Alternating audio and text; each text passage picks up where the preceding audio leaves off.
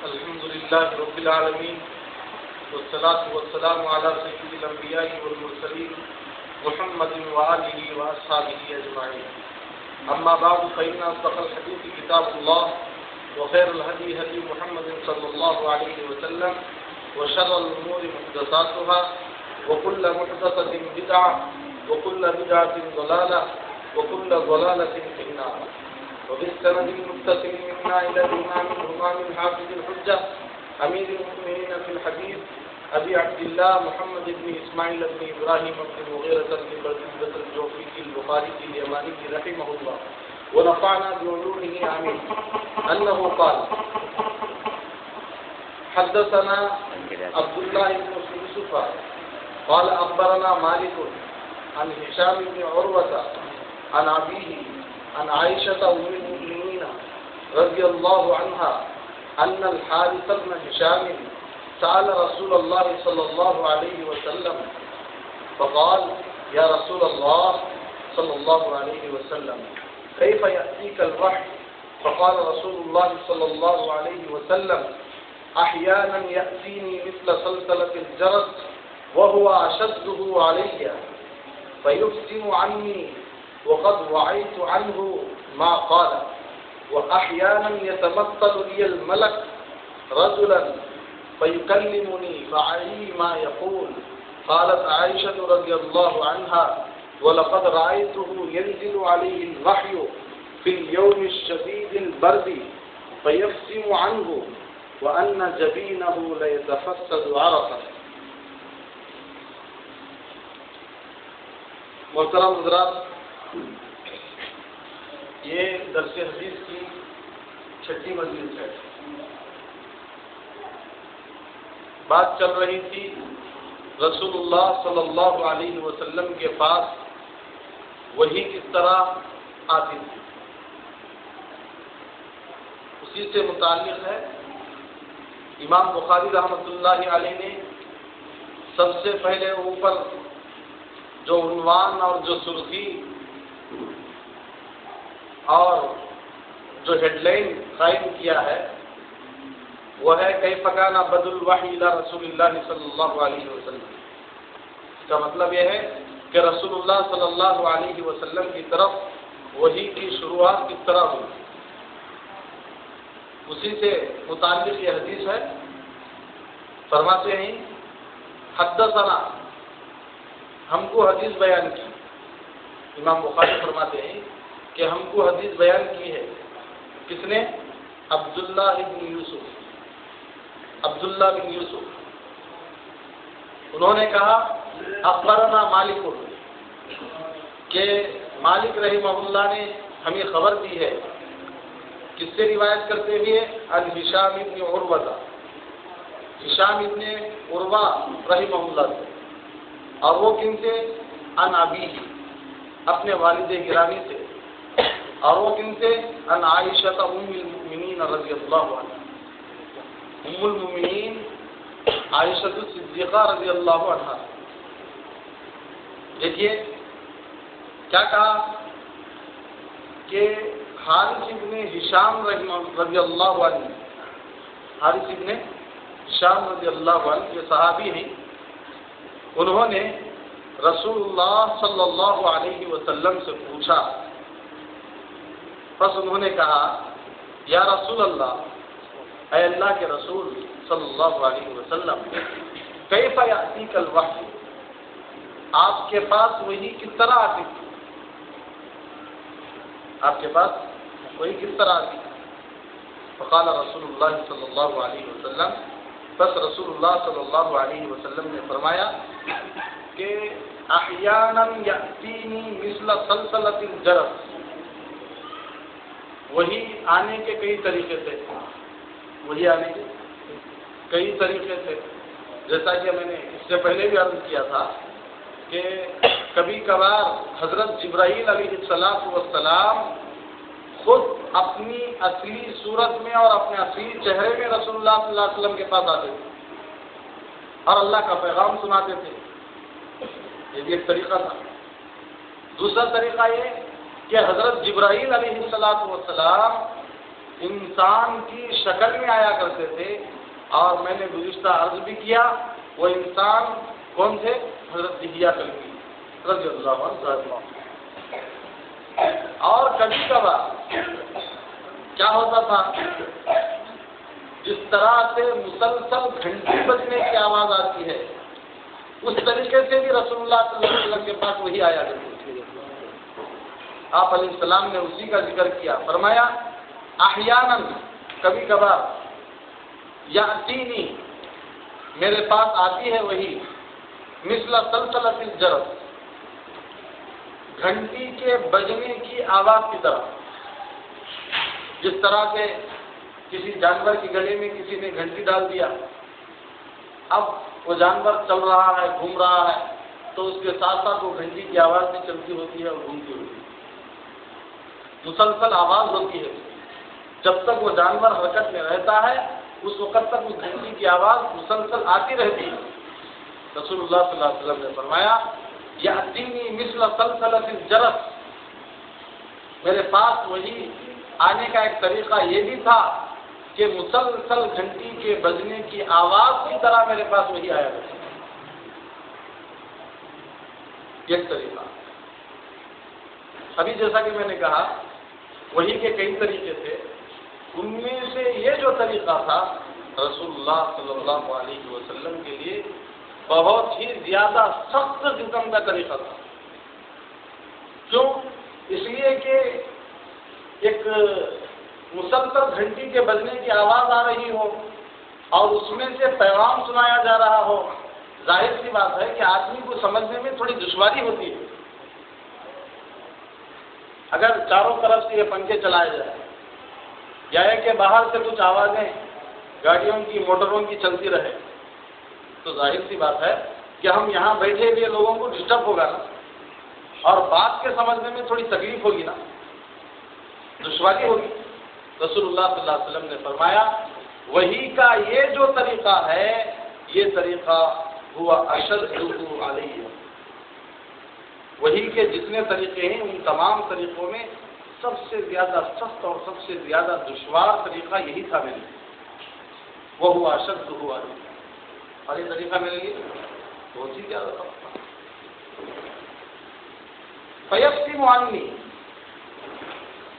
اور پھر یہ آواز مجھ سے جدا ہو جاتی تھی، ختم ہو جاتی تھی، اس حال میں کہ وقد وعیت عنہ، میں نے اس فرشتے نے جو کچھ کہا ان سب کو محفوظ کر لیا، اس حال میں کہ فرشتے نے جو کچھ کہا وہ سب کچھ میں محفوظ کر لیا ہوتا، اس حال میں یہ گھنٹی کے بجنے کی جو آواز ہوتی ہے وہ آواز ختم ہو جاتی ہے۔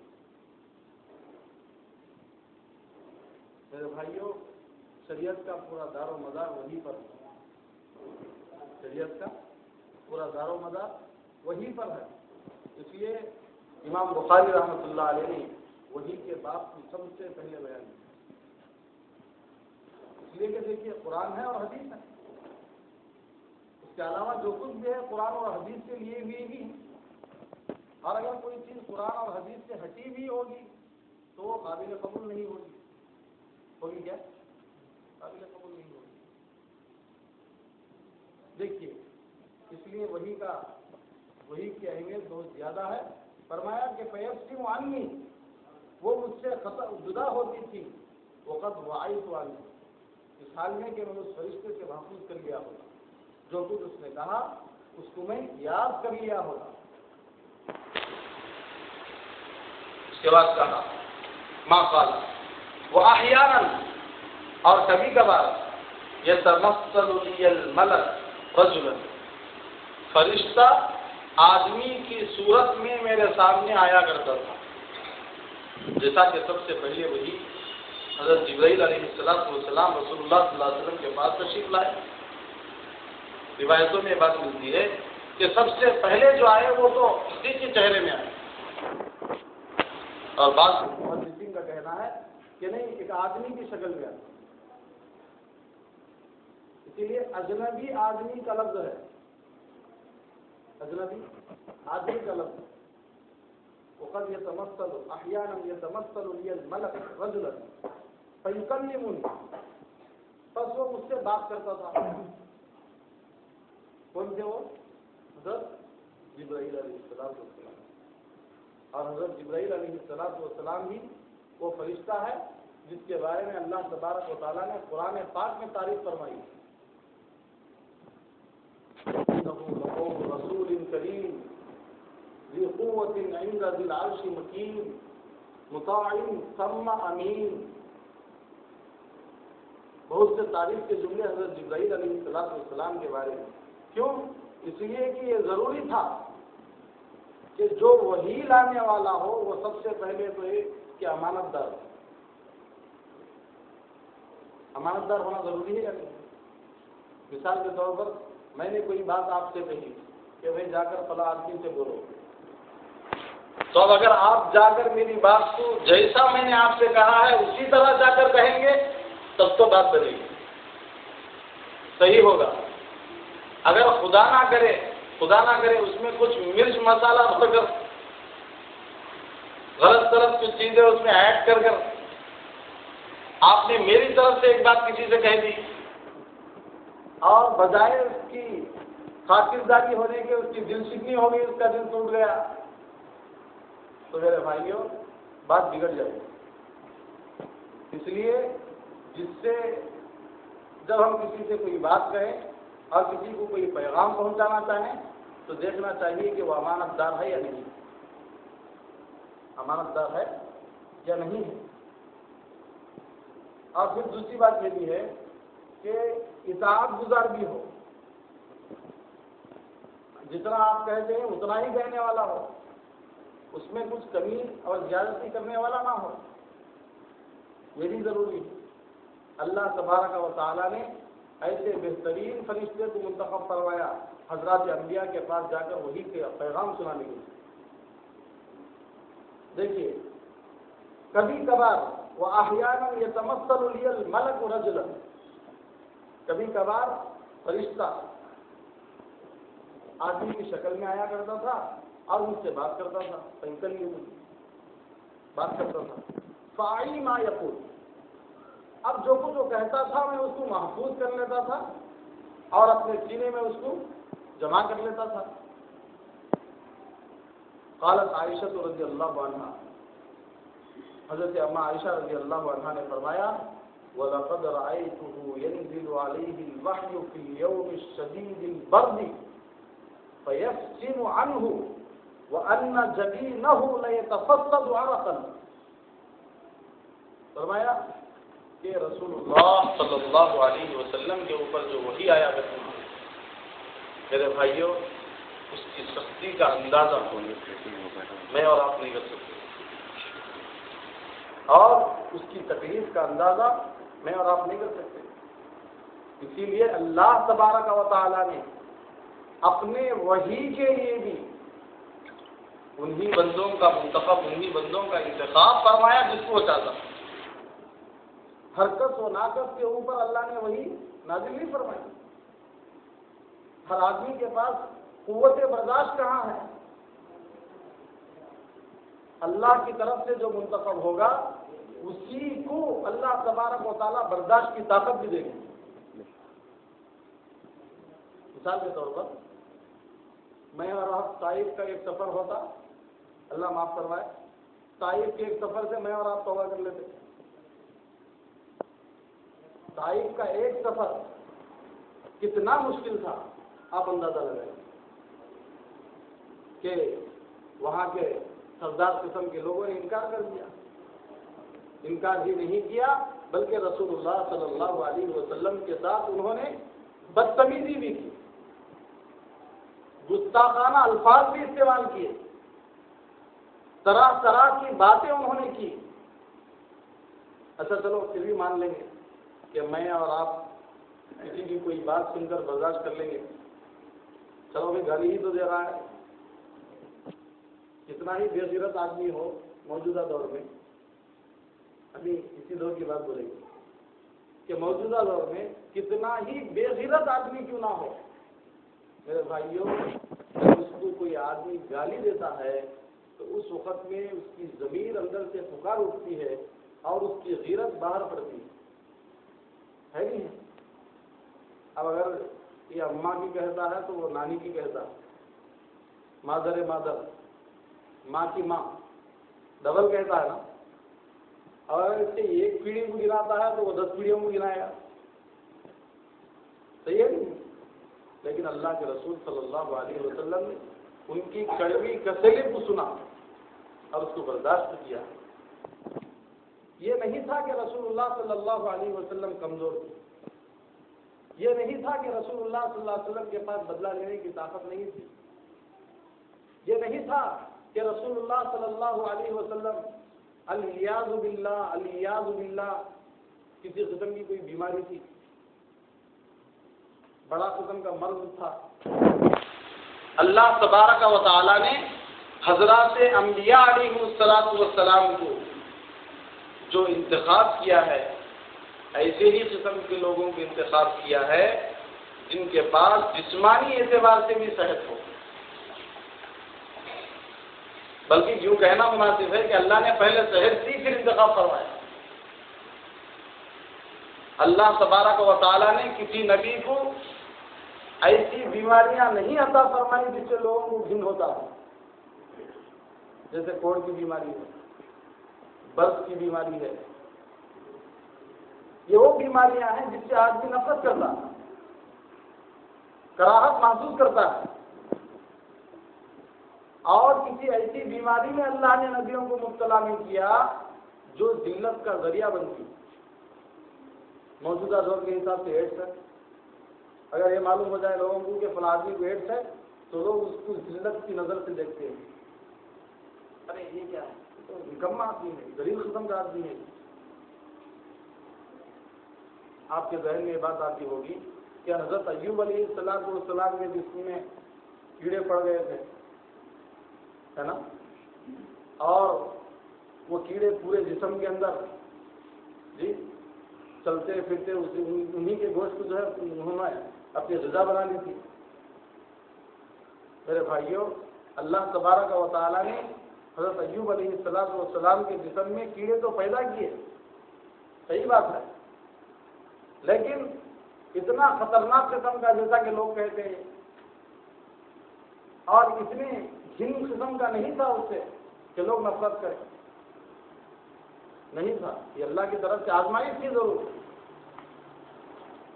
تو اللہ تبارک و تعالیٰ نے صحیح سالم جسمانی اعتبار سے بھی تندرست ہو اور روحانی اعتبار سے بھی تندرست ہو، عقل اور ذہن کے اعتبار سے بھی تندرست ہو. اللہ نے کسی پاگل کو نبی نہیں بنایا، کسی مجنون اور دیوانے کو نبی نہیں بنایا، اور اللہ پاک نے کسی بڑے قسم کی بیماری رکھنے والے کو نبی نہیں بنایا، بلکہ خاندان اور قبیلے کے حساب سے بھی جو سب سے زیادہ شریف النفس ہے اللہ نے اس کو نبی بنایا. حضرت رسول اللہ صلی اللہ علیہ وسلم ہی کے خاندان کو آپ دیکھیے، آپ 16 14 15 پشتوں تک دیکھیے، بلکہ حضرت آدم علیہ السلام تک بعض لوگوں نے رسول اللہ صلی اللہ علیہ وسلم کا سلسلے نسب بھی بیان کیا ہے. اس میں اختلاف ہے. آپ علیہ السلام نے فرمایا کہ یہ 14 یا 16 کے اوپر جو کوئی نسب بیان کرے اس کی تصدیق مت کرو. حضرت عائشہ کا بھی، حضرت عائشہ کی حدیث بھی ہے. اور خود آپ علیہ السلام نے یہ بھی فرمایا کہ اللہ تبارک و تعالی نے میرے خاندان میں کسی ایسے آدمی کو پیدا نہیں کیا جو گناہ کی اولاد ہے، جو بدکاری کے نتیجے میں پیدا ہوئے ہیں. ایسے کسی کو اللہ تبارک و تعالیٰ نے پیدا نہیں کیا. میرے بھائیوں، حضرات انبیاء علیہ السلام خاندانی اعتبار سے بھی شریف، جسمانی اعتبار سے بھی ماشاءاللہ مناسب، اور روحانی اعتبار سے ذہنی اور عقلی طور پر بھی صحیح اور سالم. اس قسم کے انبیاء علیہ السلام بھی کو اللہ نے مبعوث فرمایا. تو آپ علیہ السلام کے پاس تو طاقت تھی، آپ چاہتے اسی وقت میں ان سے بدلہ لیتے، اور آپ چاہتے اسی وقت میں ان کو زیر زمین کر دیتے.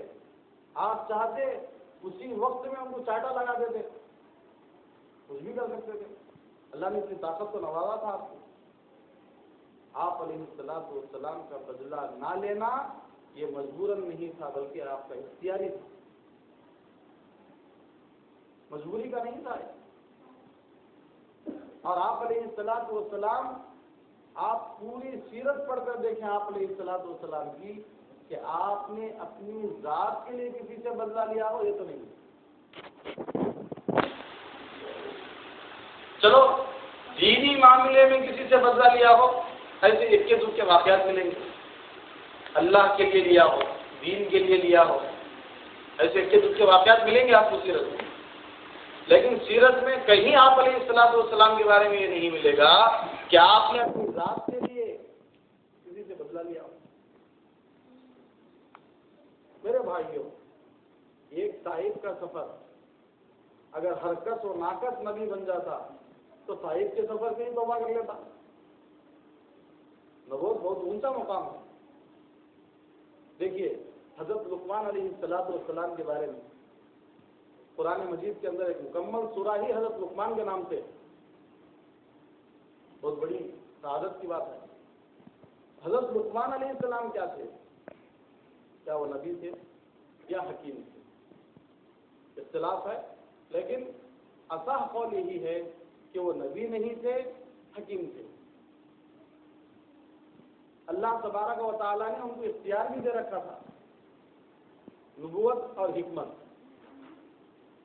لوگوں نے ان سے پوچھا کہ حضرت آپ کو نبوت اور حکمت دونوں میں سے کسی ایک چیز کو لینے کا اختیار تھا، آپ نے نبوت کو انکار کر دیا اور حکمت کو لے لیا. تو حضرت لقمان علیہ السلام نے کہا کہ دیکھو بھائی، نبی کا جو مقام ہے، نبی کا جو مرتبہ ہے، نبی کا جو منصب ہے، بہت بڑا ہے. اللہ تبارک و تعالی خود اپنی طرف سے اگر بغیر اختیار کے یوں کہہ دیتے کہ لقمان کو میں نے نبی بنا دیا، میرے پاس فرشتے کو بھیجتے، میرے پاس وحی بھیجتے، تو اس کا مطلب یہی ہوتا کہ اللہ تعالیٰ خود مجھے نبی بنانا پسند کرتے ہیں. اس کے بعد جو کچھ بھی حالات آتے اللہ تبارک و تعالیٰ ہی کی مدد ہوتی.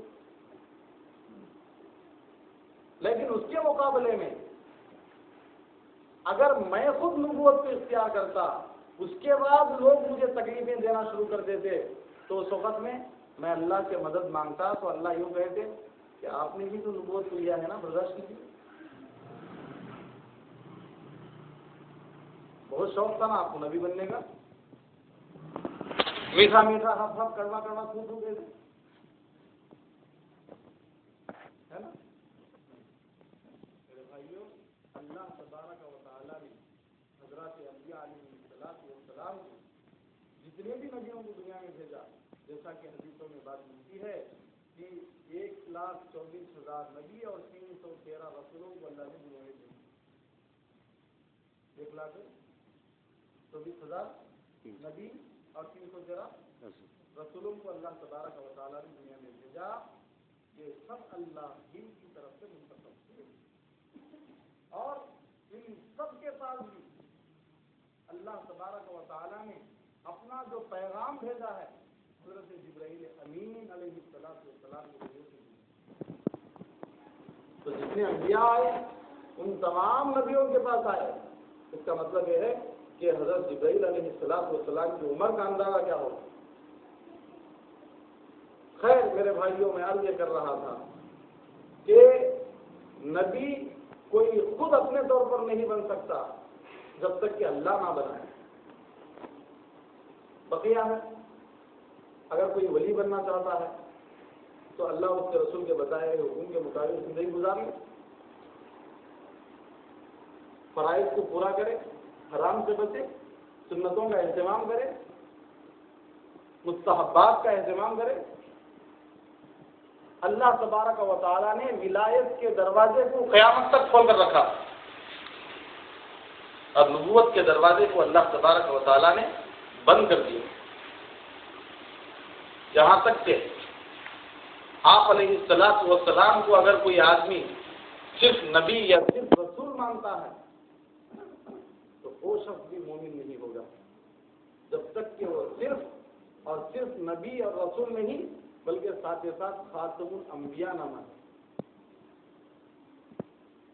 تمام نبیوں میں سب سے آخر آنے والے میرے اور آپ کے آقا صلی اللہ علیہ وسلم.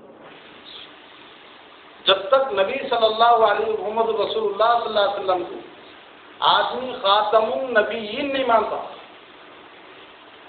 ما کان محمد ابا احد من رجالکم ولکن رسول اللہ وخاتم النبیین. اللہ تبارک و تعالیٰ نے قرآن پاک میں ببانگ دوہل اعلان فرما دیا کہ دیکھو محمد رسول اللہ صلی اللہ علیہ وسلم اللہ کے رسول ہیں اور وخاتم النبیین. آپ کے بعد کوئی نبی نہیں. حضرت عیسیٰ علیہ السلام نے ایک جگہ فرمایا, کیا فرمایا کہ یأتی من بعد اسمہ احمد, میرے بعد ایک شخص آئیں گے, وہ نبی ہوں گے, رسول ہوں گے, ان کا نام احمد ہوگا. میرے بھائیوں, قادیان میں پیدا ہونے والا مرزا غلام احمد قادیانی, اس کا نام بھی احمد ہی تھا. اس آیت کا حوالہ دے کر کہتا تھا کہ جس احمد کے بارے میں عیسیٰ علیہ السلام نے بشارت دی ہے وہ احمد میں ہی ہوں. نعوذ باللہ. ابھی یہاں قریب میں جو جلسہ ہوا 2-4 دن پہلے, اس میں بزرگان دین آئے تھے, خاتم النبیین صلی اللہ علیہ وسلم کے بارے میں بتا رہے تھے اور مرزا غلام احمد قادیانی کے بارے میں بتا رہے تھے کہ کیسی کیسی بیماریوں میں مبتلا تھا. سلسلۃ البول تھا ادھر, مسلسل پیشاب کی بیماری. جی, یہاں تک کہ حضرت فرما رہے تھے کہ ایک جیب میں ڈھیلا ہمیشہ رکھا ہوا تھا, بلکہ کتاب میں یہ بھی لکھا ہوا ہے کہ اس کی جو موت بھی میرے بھائیوں وہ پیخانے میں ہوئی. ہر کوئی نبوت کا دعویٰ شروع کر دیا. اب اسی کی مشین ساری دنیا میں چل رہی ہے. اسی سلسلے کی ایک کڑی جو کری مجلہ میں واقع ہو, اسی کا ایک ایجنٹ تھا جو وہاں پر آیا. ہم تمام مسلمانوں کی ذمہ داری یہ ہے کہ اس قسم کے فتنوں کا منہ توڑ جواب دیں اور سینہ سپر ہو کر ان کا مقابلہ کریں اور ختم نبوت کے نام پر سب یکسو ہو جائیں اور جمع ہو جائیں. اللہ پاک ہم کو گمراہ ہونے سے حفاظت کرنا. تو میرے بھائیوں, میں یہ کر رہا تھا کہ جناب رسول اللہ صلی اللہ علیہ وسلم اللہ کے صرف نبی اور رسول ہی نہیں بلکہ خاتم النبیین, اس کا عقیدہ ہونا چاہیے. تو اللہ تبارک و تعالیٰ نے از آدم, حضرت آدم علیہ السلام سے جناب رسول اللہ صلی اللہ علیہ وسلم تک جتنے نبیوں کے پاس پیغام بھیجا, وہی بھیجا, کس فرشتے کے ذریعے بھیجا؟ جبرائیل امین علیہ السلام کے ذریعے سے. آپ اندازہ لگائیے, میں یہی ایک بات سمجھیے ذرا, میرے ایک نقطے کو سمجھیے آپ, کہ میں نے آپ کو ایک کام سونپا, یا ایک ذمہ داری دے دی کہ میری بات فلاں تک پہنچا دے, میری امانت فلاں آدمی تک پہنچا دے دے. آپ نے ایک بار نہیں پہنچایا اور ایک بار پہنچا دیا, ایک بار اور نہیں پہنچایا, ایک بار اور پہنچا دیا, کبھی پہنچاتے رہے کبھی نہیں پہنچاتے رہے. آپ اندازہ لگائیے, آپ دل پر ہاتھ رکھ کر دیکھیے کہ کیا میں آپ کو دوبارہ اس کی ذمہ داری دوں گا؟ نہیں دوں گا. حضرت آدم علیہ السلام سے لے کر محمد رسول اللہ صلی اللہ علیہ وسلم تک پیغام پہنچانے کے لیے جس فرشتے کو اللہ نے منتخب کیا وہ کون تھے؟ جبرائیل امین سے. اور اگر آدم علیہ السلام کے پاس پہنچاتے, شیش کے پاس نہ جاتے, یا جاتے غلط پیغام پہنچا دیتے, یا کہ نوح علیہ السلام کے پاس آ جاتے, ابراہیم علیہ السلام کے پاس نہ آتے, اور جو کچھ اللہ نے پیغام دیا اس کا خلاف کر دیتے, اس کا الٹا کر دیتے, تو اللہ تبارک و تعالیٰ محمد رسول اللہ صلی اللہ علیہ وسلم تک انہیں بھیجتا. معلوم ہوا کہ حضرت جبرائیل امین علیہ السلام اپنی امانت کا اور اپنی دیانت کا پورا احساس رکھتے ہوئے حضرات انبیاء علیہ السلام کے پاس وہی لے کر آتے تھے. خدا کی عزت و جلالت کی قسم, خدا کے گھر میں بیٹھ کر سامنے احادیث کا ذخیرہ رکھا ہوا ہے. میں ایک بات کہنا چاہوں گا کوئی مذہب اتنا محفوظ نہیں جتنا اسلام محفوظ ہے۔ رسول اللہ صلی اللہ علیہ وسلم کی جو حدیثیں ہیں، ان حدیثوں کے 5 لاکھ راویوں کی زندگی محفوظ ہے۔ کتنے؟ 5 لاکھ راویوں کی زندگی، ان کی سوانح عمری، ان کے حالات کتابوں کے اندر محفوظ ہے۔ آپ بتائیے کوئی دن ہے جو اتنا زیادہ محفوظ ہو؟ نہیں۔ اسی لیے اللہ نے فرمایا وَمَن يَبْتَغِ غَيْرَ الْإِسْلَامِ دِينًا فَلَن يُقْبَلَ مِنْهُ، جو اسلام کے علاوہ کسی دین کو اپنا مذہب بنانا چاہے گا ہرگز قابل قبول نہیں ہوگا۔ میرے بھائیوں، یہ جو وحی کا سلسلہ ہے، بلکہ ابھی اس وقت میں یہاں آپ کے سامنے بیٹھ کر حدیث کی کتاب پڑھ رہا ہوں، اور میں نے یہ کتاب پڑھی میرے استاد محترم سے، اور انہوں نے اپنے استاد سے، اور انہوں نے اپنے استاد سے، اس طرح ہوتے ہوتے ہوتے ہوتے ہوتے رسول اللہ صلی اللہ علیہ وسلم تک، اور پھر جبریل امین تک، پھر اللہ تبارک و تعالیٰ تک یہ سلسلہ پہنچتا۔ بیچ میں کوئی جھوٹا نہیں ہے، کوئی کذاب، کوئی دجال اور کوئی فتین نہیں ہے بیچ میں، سب امانت دار، سب دیانت دار۔ رسول اللہ صلی اللہ علیہ وسلم کی احادیث کو امت تک پہنچانے میں میرے بھائیوں سب سے زیادہ امانت اور دیانت داری کا جو مظاہرہ کیا ہے وہ حضرات صحابہ کرام نے کیا۔ ظاہر سی بات ہے کہ پسر نمونہ ہی فطرت، بیٹا باپ کا نمونہ ہوتا ہے، پھر ان کی اولاد میں یا اولاد نہ بھی ہوں حضرات تابعین میں، پھر طبع تابعین میں، پھر طبع تابعین میں، اس طرح سے سلسلہ ہوتے ہوتے ہوتے ہوتے میرے بھائیوں ہم تک یہ روایت پہنچی۔ آج بھی زیادہ دور کی بات نہیں کہہ رہا ہوں، یہاں دلی کے بازو میں سہارنپور، وہاں ایک مدرسہ ہے، مدرسہ مظاہر العلوم، آپ وہاں جا کر دیکھیے، سال میں ایک مرتبہ ایک مجلس ہوتی ہے، اور اس مجلس کا نام کیا ہے؟ مسلسلہ۔ اس کا نام کیا ہے؟ مسلسلہ۔ مسلسلات عربی میں کسے کہتے ہیں؟ اس چیز کو کہتے ہیں جو سلسلہ در سلسلہ، سینہ بسینہ ہم تک پہنچی۔ میرے بھائیوں سال میں ایک مرتبہ مسلسلات ہوتی ہے، پوری ریاست سے لوگ وہاں پر جمع ہوتے ہیں، خصوصیت سے حضرات علماء کرام وہاں پر آتے ہیں، اور ہزاروں کی تعداد ہوتی ہے۔ اس میں شیخ صاحب ایک حدیث پڑھ کر سناتے ہیں۔ یہ مسلسلات کیا ہے؟ مسلسلات میرے بھائیوں ایک حدیث ہے۔ آقا علیہ الصلوۃ والسلام نے ایک مرتبہ کھجور کھاتے ہوئے ایک بات اور ایک حدیث کے صحابی کو سنائی، اور انہوں نے دیکھا کہ آقا علیہ السلام نے تو مجھے یہ بات کھجور کھاتے ہوئے اور مجھے کھجور دے کر آپ نے یہ بات بتائی ہے، یہ حدیث بتائی ہے، اس لیے انہوں نے سوچا کہ جیسے آقا علیہ الصلوۃ والسلام نے کیا مجھے بھی اسی طرح کرنا چاہیے۔ چنانچہ وہ دوسرے آدمی کو سناتے ہوئے پہلے کھجور دی اور پھر رسول اللہ کی بات کی، اور انہوں نے بھی یہی خیال کیا کہ جب مجھے انہوں نے کھجور دے کر حدیث سنائی ہے تو چاہیے کہ میں بھی ایسے ہی کروں۔ انہوں نے ایسے ہی کیا۔ خدا کی عزت و جلالت کی قسم میرے بھائیوں، کسی کی بات یاد ہو یہ بھی ممکن ہے، لیکن کسی کی ادا بھی محفوظ ہو، بتائیے کون سے مذہب کے اندر؟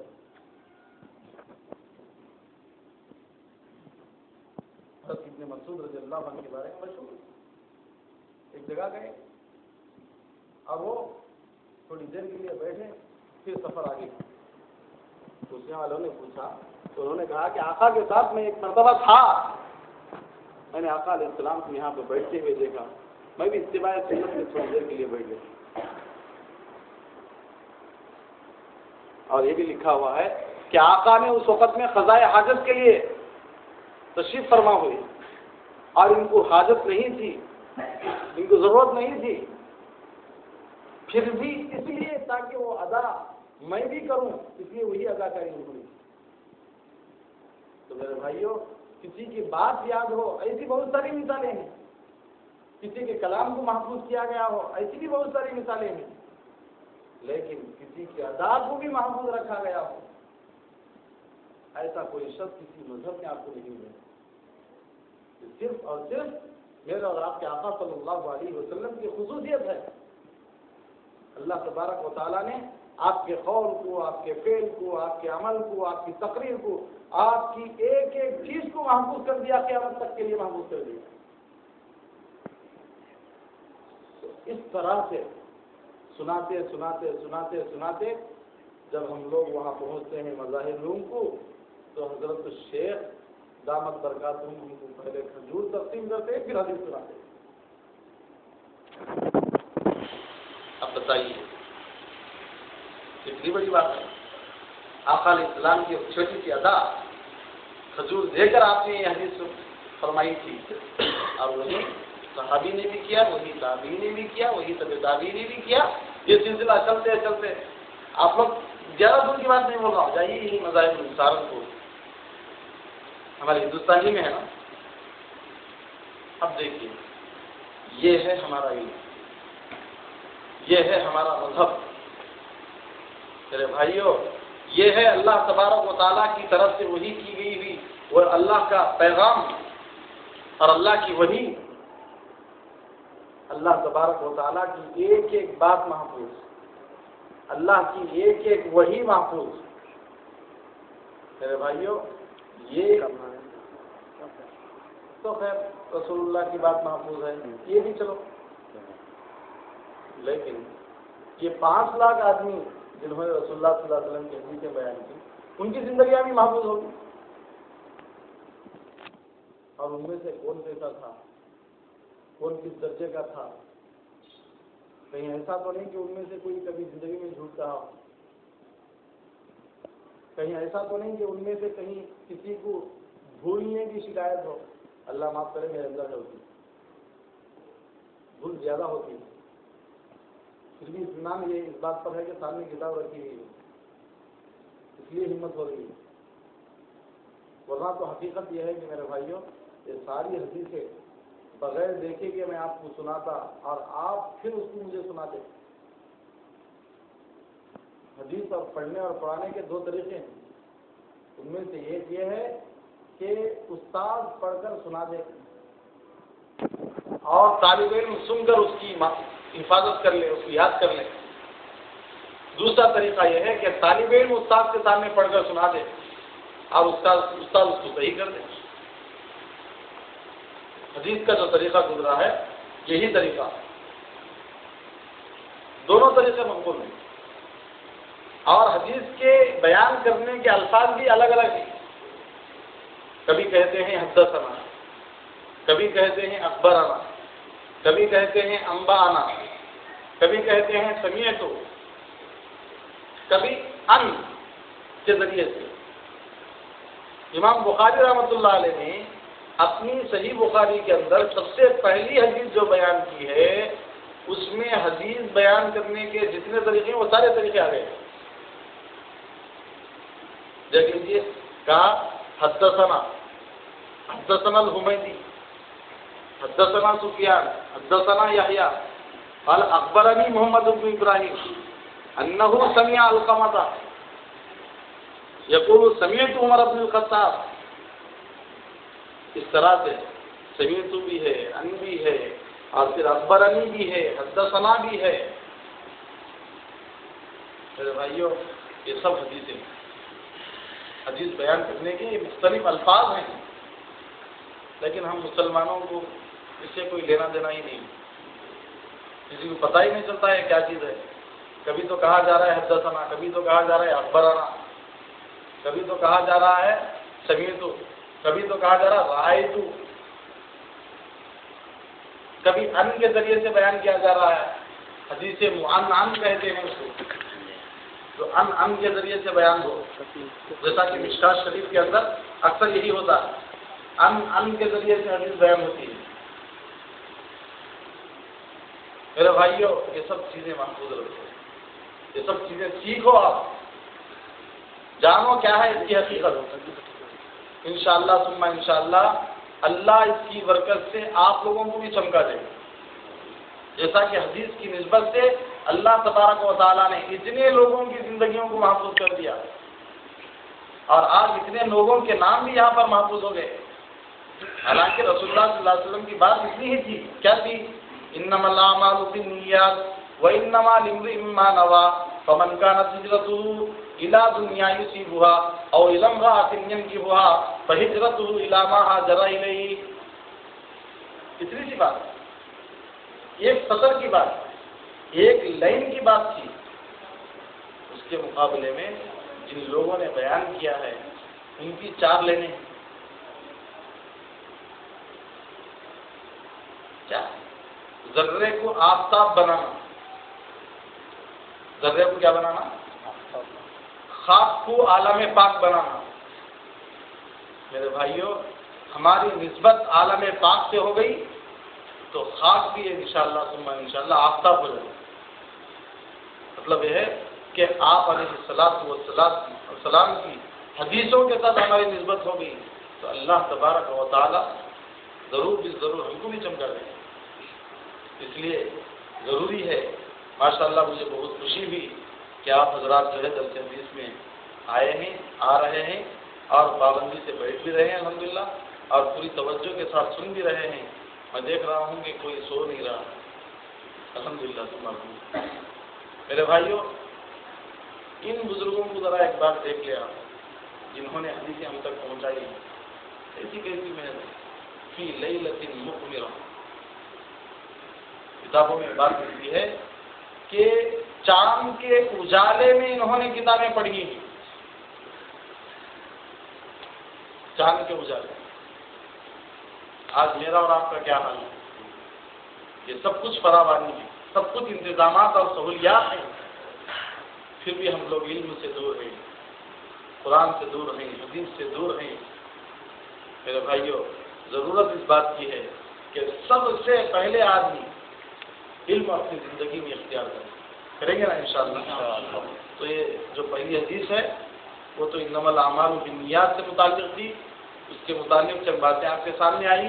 ابھی جو دوسری حدیث ہے جس کے بارے میں اما عائشہ رضی اللہ عنہا فرماتی ہیں وَلَقَدْ رَأَيْتُهُ يَنزِلُ عَلَيْهِ الْوَحْيُ،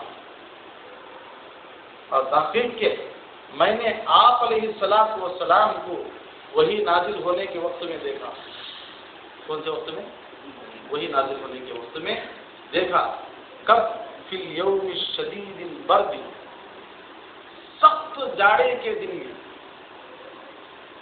کڑکڑاتا ہوا جاڑا ہے، سخت قسم کی سردی ہے، اس وقت میں آپ علیہ السلام کے پاس وہی آ رہی ہے۔ فرمایا فیفصم عنہ، بس وہ وحی کا سلسلہ منقطع ہوتا تھا، ختم ہو جاتا تھا، اور آقا علیہ السلام کی حالت کیا تھی؟ وَأَنَّ جَبِينَهُ لَيَتَفَصَّدُ عَرَقًا، آقا علیہ السلام کی پیشانی مبارک پسینے سے شرابور ہو جاتی تھی۔ اللہ اکبر! آپ اندازہ لگائیے کہ وحی کا بوجھ کتنا زیادہ تھا، جس کے نتیجے میں سخت سردیوں کے دنوں میں پیشانی پر کیا آ رہا ہے؟ پسینہ آ رہا ہے۔ وَأَنَّ جَبِينَهُ لَيَتَفَصَّدُ عَرَقًا، آقا علیہ السلام کی پیشانی پسینے سے شرابور ہو جاتی ہے۔ اس کا بوجھ، اس کا وزن، اللہ کے کلام کا وزن، ثقل، اس کے نتیجے میں یہ ہوتا تھا۔ ایک صحابی کا اور بیان ہے، وہ کہتے ہیں کہ ایک مرتبہ آقا علیہ السلام میری گود میں سر رکھ کر آرام فرما رہے تھے۔ اس حالت میں آپ پر وہی اترنا شروع ہوئی، مجھے خوف محسوس ہونے لگا کہیں میرا پیر میرے جسم سے جدا تو نہیں ہو رہا۔ آقا علیہ السلام خچر کے اوپر ہیں، اونٹ کے اوپر ہیں، سواری پر ہیں، اس وقت میں وہی اتری۔ اللہ اکبر کبیرہ! تگڑا تازہ اونٹ بھی کیوں نہ ہو، کھٹا کھٹا خچر بھی کیوں نہ ہو، تو اسی وقت میں وہیں دب کر بیٹھ جاتا تھا اور آگے بڑھنے کے لیے تیار نہیں ہوتا تھا۔ اتنی وزنی کلام، اسی لیے قرآن کو بھی اللہ نے قولاً ثقیلا فرمایا، انا سنلقی علیک قولا ثقیلا، اے پیغمبر ہم آپ کے اوپر ایک بہت وزنی کلام